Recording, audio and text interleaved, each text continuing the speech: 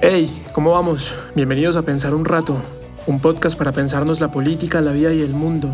Mi nombre es Miguel Hernández Franco y me pueden encontrar en Twitter como @migueletras. En el episodio de hoy vamos a hablar sobre medios de comunicación. Esto porque la encuesta más reciente de Gallup mostró el creciente descrédito y la desconfianza de la gente hacia los medios, y en ese sentido la idea es que nos preguntemos como cuál es el verdadero poder de los medios, qué efectos tienen sobre las sociedades, sobre nuestras conciencias, qué actitudes nos merecen. Para esto vamos a hablar primero de las condiciones materiales que hicieron posible el surgimiento de los medios de comunicación y que por lo tanto los definen. Luego vamos a mirar los efectos que tienen sobre las sociedades y sobre las conciencias, y por último la idea es que nos preguntemos como cuál es nuestro lugar ante esos efectos, así como pensarnos algunas estrategias para tener una relación más crítica y consciente con los medios de comunicación.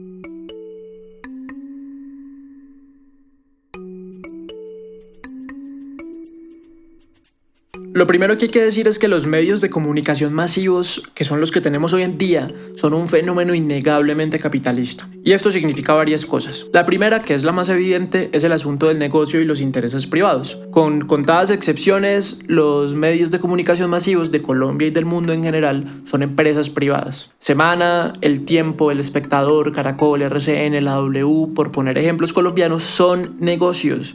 Y eso significa que tienen que dar utilidades y que tienen que dar plata. Y como todo, pues esto tiene sus pros y sus contras, pero más adelante miramos esto. Sin embargo, eso no es lo único capitalista de los medios de comunicación. También podemos decir que son un fenómeno capitalista en tanto su modo de proceder es el mismo de la producción típicamente capitalista. ¿Qué significa esto? Lo primero que debemos decir es que el modo de producción capitalista tiene una forma que podemos definir en 4 pasos: producción, distribución, cambio y consumo. Y si uno se fija, los medios de comunicación masivos hacen esto con la información. La producen. Tienen periodistas, columnistas, fotógrafos, diseñadores, locutores, editores. La distribuyen en los periódicos y las revistas, en los noticieros, en la radio y más recientemente por internet. La intercambian, es decir, le cobran algo a alguien por esa información, y finalmente la información es consumida. Y en este proceso de producción, con P mayúscula, en el caso de los medios, debemos mirar con atención la producción y la distribución. ¿Por qué? Porque son los momentos del proceso que más han sido afectados por el desarrollo técnico. Vamos por partes.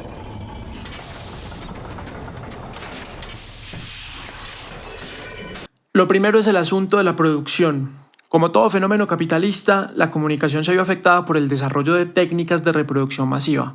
¿Qué quiere decir esto? Que durante los últimos 3 siglos más o menos se han desarrollado diferentes tecnologías que han permitido la producción serial de información así como su distribución masiva. Esto dicho simplemente lo que quiere decir es que se puede hacer más fácil, rápido y barato lo que antes costaba un montón en términos de trabajo, tiempo y dinero. Cada vez fue más fácil escribir un mensaje, decir algo ante un micrófono o hacerse un video y copiarlo miles y miles de veces para distribuírselo a la gente. El primer gran avance fue la imprenta, a partir de la cual surgieron los periódicos y posteriormente las revistas. Y a esto se le fueron sumando otros desarrollos técnicos como la fotografía, el video, el registro magnético y un largo etcétera que han ido permitiendo sofisticar la producción de información. El avance más reciente y que más ha transformado los medios es Internet, porque ha permitido a cada individuo actuar como un productor de información y ha ampliado el número de actores que participan de estos procesos. El caso es que estos desarrollos técnicos hicieron posible el surgimiento de los medios de comunicación que, como los conocemos hoy en día, y los definen como un fenómeno capitalista.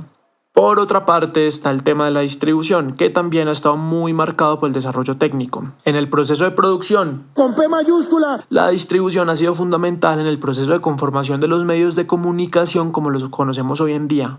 ¿Por qué? Porque no basta solo con poder escribir o grabar un mensaje y copiarlo miles y miles de veces. Hay que poder llevarlo hasta los consumidores de la manera más eficiente posible, y para eso se han desarrollado una enorme cantidad de infraestructuras que van desde las cadenas de distribución para hacer llegar los periódicos a los puntos de venta hasta pantallas, transistores, antenas, cables, satélites, celulares que usamos hoy en día y que nos permiten estar informados, entre comillas, en tiempo real.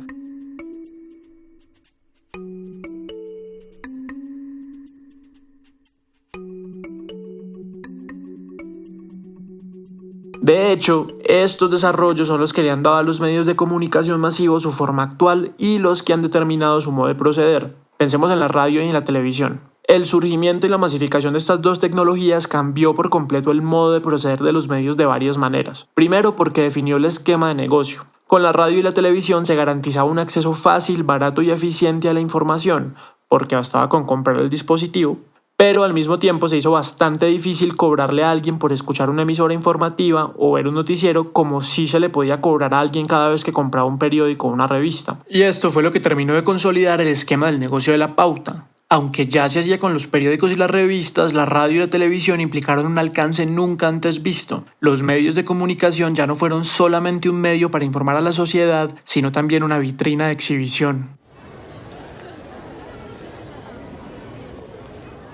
En resumen, es el desarrollo de las técnicas de distribución lo que le da a los medios de comunicación su carácter capitalista, precisamente por ser la condición de posibilidad de su masividad. Y es cuando miramos el desarrollo de las técnicas de distribución como mejor podemos entender el desarrollo de los medios de comunicación hasta hoy en día, sus efectos en la sociedad y las conciencias y también su actual crisis. Y con esto llegamos a la segunda parte, los efectos que los medios de comunicación han tenido en las sociedades y en nuestras conciencias.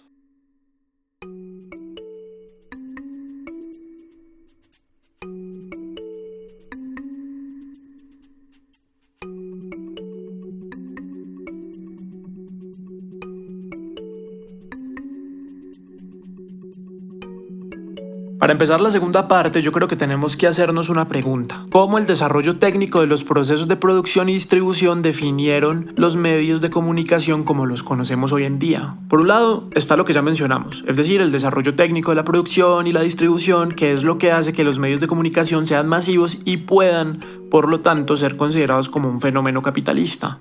Por otra parte, está el tema de su consolidación como, digamos, vitrina de exposición. El alcance cada vez mayor que van logrando los medios de comunicación creó una especie de espacio de exposición en el que fue posible exponer mucho más que productos o servicios, es decir, comida, relojes, carros, viajes, etc. Los medios de comunicación crearon un espacio en el que las sociedades enormes que comienzan a conformarse desde hace 3 siglos pudieron encontrarse y conversar.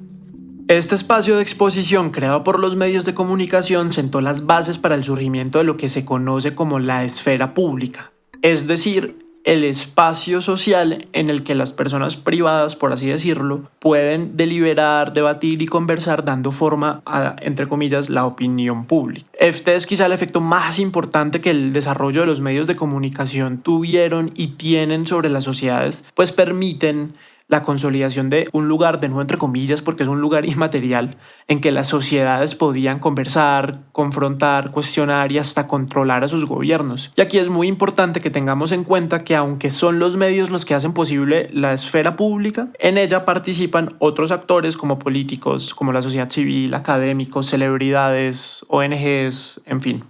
En todo caso, esto es lo que permite el desarrollo de los sistemas democráticos y la expansión del proyecto liberal. Y por esto es que decimos que la prensa libre es tan importante para la salud de una sociedad democrática. Teóricamente al menos, entre mayor sea el espacio creado por los medios para que haya una deliberación pública constante, crítica y seria sobre los diversos temas y problemas de una sociedad, más saludable será su democracia. Y es precisamente por esto que entre más autoritario y mediocre sea un gobierno, mayor será su tendencia a despreciar a los medios de comunicación y a censurarlos. Hay unos periodistas que les gusta es tener una amistad espúrea con la justicia para que les den filtración. Querido amigo de Noticias 1, yo le ruego no grabarme más. No se vaya a hacer decir usted terrorista sin camuflado. Usted habla de impunidad, pero el caso... Publicitado por Telesur y Canal Capital, medios de comunicación serviles del terrorismo. Otra pregunta. Creo que es una pregunta válida y todo un proceso. Otra pregunta.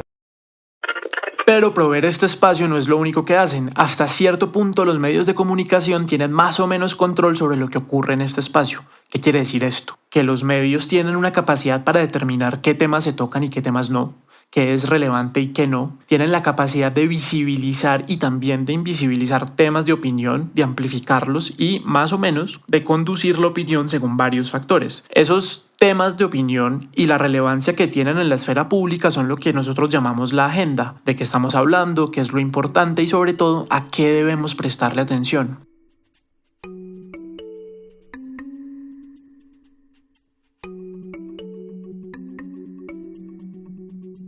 Y es aquí donde debemos comenzar a mirar más críticamente el asunto. Es decir, donde tenemos que hacernos más y mejores preguntas, porque hay temas que se dejan pasar, porque hay temas de los que nunca hablamos, a quién o a quiénes les conviene que les prestemos más atención a unos temas que a otros, qué papel juegan los medios en todo esto, qué papel jugamos los ciudadanos de a pie en todo esto. Vamos por partes. Primero, y esto es muy importante, todos los medios de comunicación tienen postura política, todos se ubican con más o menos fuerza y claridad en algún lugar del espectro político, y esto incluye tanto a los medios como instituciones como a los individuos que los conforman. Y esto no es algo malo, esto es algo normal de las sociedades democráticas. Lo problemático es que durante muchos años se ha exaltado la idea de que los periodistas son objetivos, que son imparciales, lo cual es evidentemente falso. Los periodistas, reporteros, columnistas, entrevistadores, editores, productores, como cualquier persona que participe activamente de la vida política de una sociedad, pues tienen intereses y agendas y opiniones, y todo eso se refleja en su trabajo. Lo que quiere decir que la decisión de incluir o excluir temas de la esfera pública responde, entre otras cosas, a temas ideológicos particulares.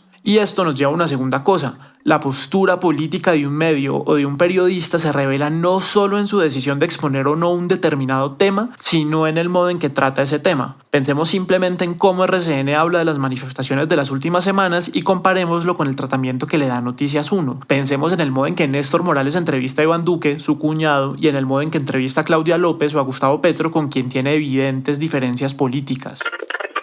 Se presenta un enfrentamiento aquí entre los policías del ESMAD y estudiantes de la Universidad Nacional. Los estudiantes están dentro del alma mater y le están lanzando piedras a los policías. Los policías han tenido que responder con gases lacrimógenos y también con bombas aturdidoras. Y también hay 4 tanquetas aquí al frente de la Universidad Nacional que le han lanzado chorros de agua. Las marchas estudiantiles de hoy, que se caracterizaban por su serenidad, se vieron alteradas cuando los agentes del ESMAD los confrontaron para evitar su acceso a la Plaza de Bolívar.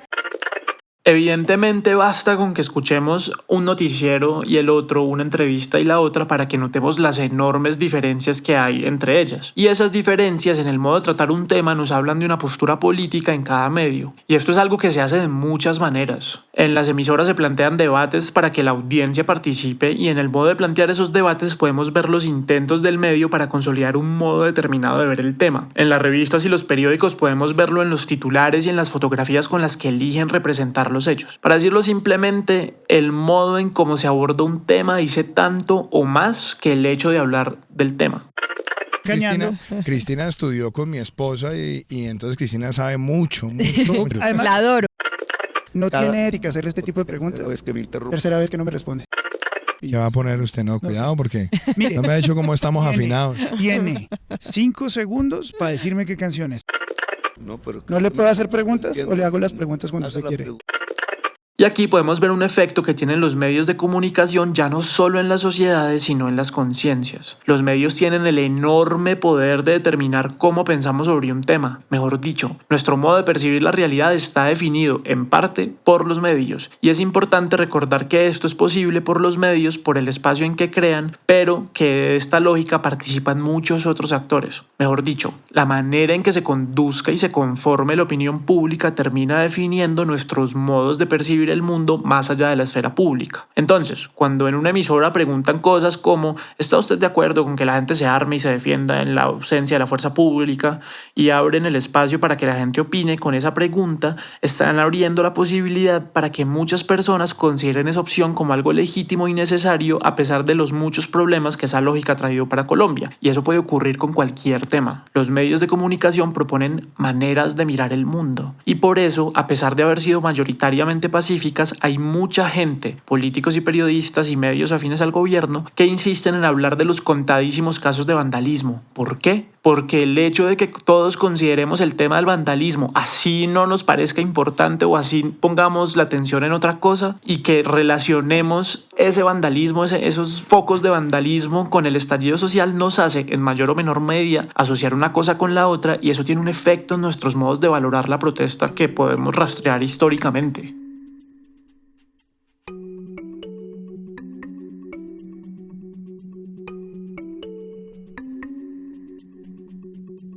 En resumen, los medios de comunicación tienen un efecto importantísimo en las sociedades, que es la creación de la esfera pública. De esta esfera participan muchos actores además de los medios. Igualmente tienen un efecto en nuestras conciencias al afectar nuestros modos de pensar y comprender los distintos temas tratados por la opinión pública. Y esto nos lleva a la tercera y última parte. ¿Qué podemos hacer para tener una relación más crítica y activa con los medios de comunicación? ¿Qué estrategias debemos implementar al momento de participar de la esfera pública? ¿A qué debemos prestarle atención?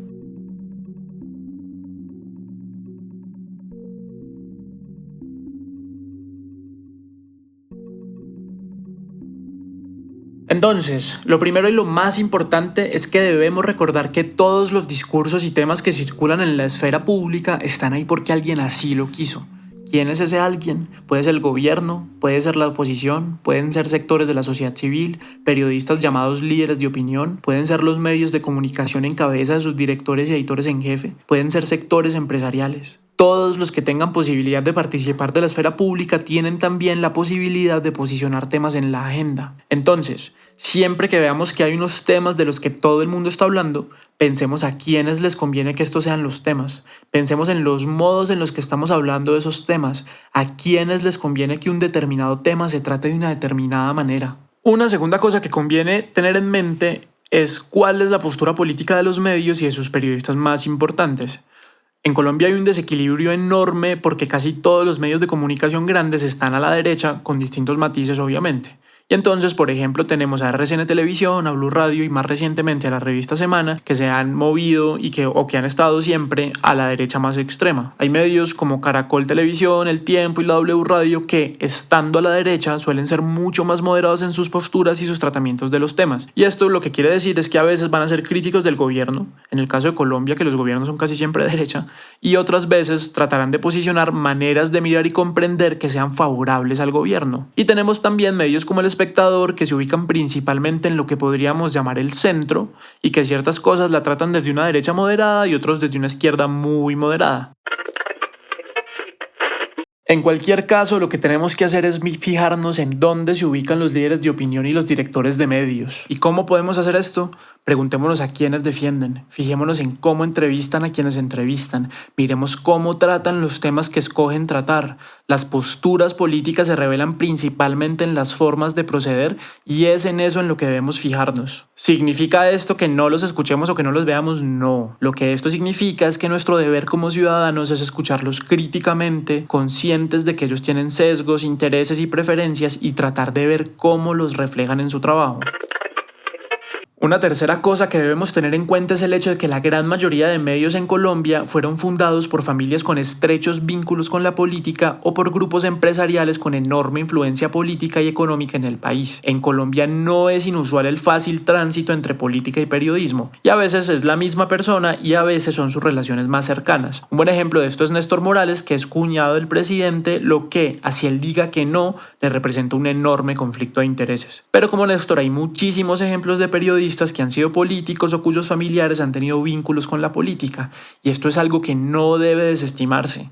En esta misma lógica también tenemos que recordar lo que dijimos al principio, y es que los medios son un negocio, por lo que muchas veces sus decisiones editoriales responden a los intereses de los grupos empresariales que las poseen. Por eso es tan normal que RCN tenga un sesgo tan marcadamente uribista y de extrema derecha, porque su dueño, que es Ardila Lule, es un empresario muy cercano al uribismo.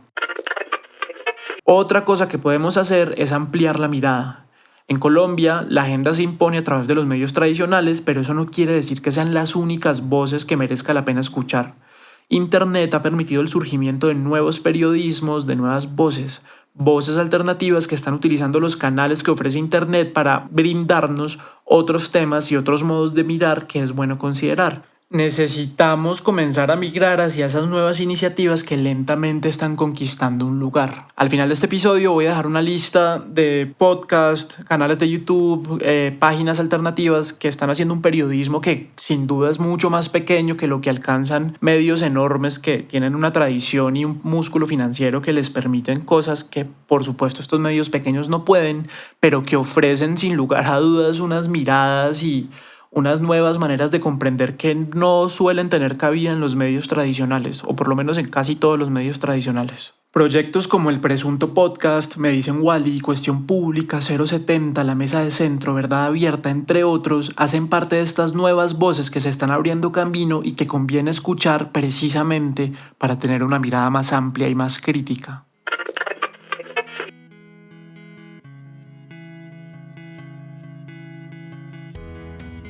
Y entonces, ¿por qué es importante hablar de esto? Porque si queremos ser ciudadanos conscientes y activos, necesitamos estar informados y sobre todo necesitamos saber informarnos críticamente para no ser solamente espectadores pasivos y poder exigir un periodismo de mejor calidad. Porque lo cierto es que uno no puede prescindir de los medios. Necesitamos que haya prensa libre y de buena calidad que nos ayude a comprender mejor qué está pasando en Colombia y en el mundo. Y sobre todo, nosotros, los ciudadanos de a pie, necesitamos tener el suficiente sentido crítico para poder informarnos sin ser presa de las manipulaciones y agendas, sin caer en la pasividad de quien se informa solamente con titulares y memes. Porque cuando eso pasa, lo cierto es que no somos más que ganado.